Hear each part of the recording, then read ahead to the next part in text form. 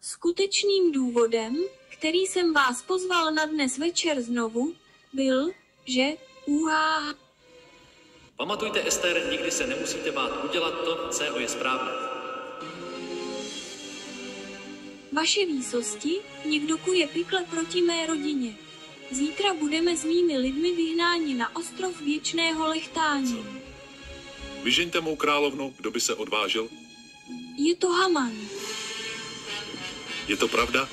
Nechápu, o čem mluví, je šílená. Nechápu. Je to pravda. To je směšné, nevím, co o něm mluví, že je šílená. Říkám ti, ona to vymyslí. Co? Počkej chvíli. Je to Mordekaj. Zachránil 1001 život. Mordekaj je můj bratranec. Jeho rodina je moje rodina.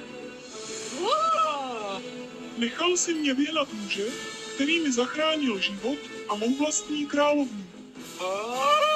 Za svůj trest, Hamane, si ten, kdo bude poslán na ostrov věčného lechtání.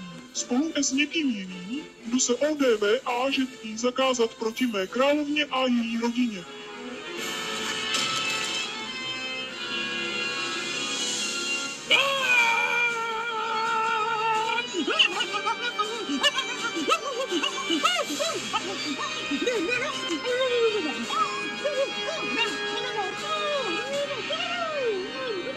Že Haman dostal, co k němu přicházelo, a pak ještě něco.